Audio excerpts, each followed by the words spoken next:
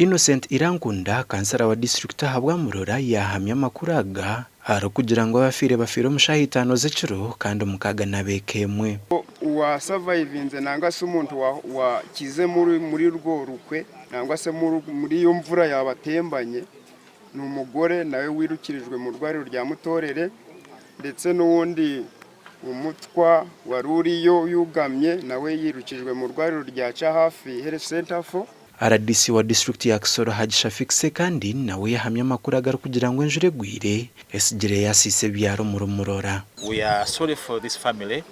I've been here with the DPC chairman 5 and car. We are carrying out an assessment and over 20 houses have been completely destroyed and we estimate that around 10,000 people are affected in terms of gardens and houses and homestead. Nagira ngo habwa abantu kutura mu nshozi zitarimo imiti nico kirugirireho kutenguka ku itaka. And people are now fragmenting land, splitting it, and now a family is surviving on 1/8 of an acre.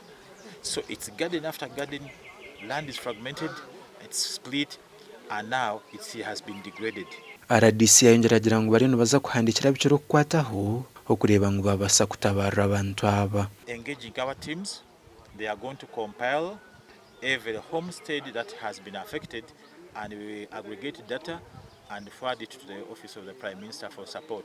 Aberu Bizimana or chairman wente ya Katana wa district ya Kisoro nagira ngo ibintu bireto mpinda hinduka yo wire hamwe n'abantu kuhinga kubi ecyaro kugira ngo nicetenga government okubitahamu. Today is a catastrophe that is not a miracle, that is expected to happen every season depending on the weight of the rains and depending on how people are mobilized, sometimes even forced to practice good farming practices. Friday Godlick oegombora ya Murora nagira ngo kitumire ibintu byasisikara no kuhinga ko bibatabire miti byose bikaba byazanye n'imvura nyinshi hamwe n'ino mu misozi ya Maregamo na za Nyabiyonga na ahantu h'imisozi miremire cyane none ibintu byononekaye turi gusaba government ngo duhereze ubuyambi.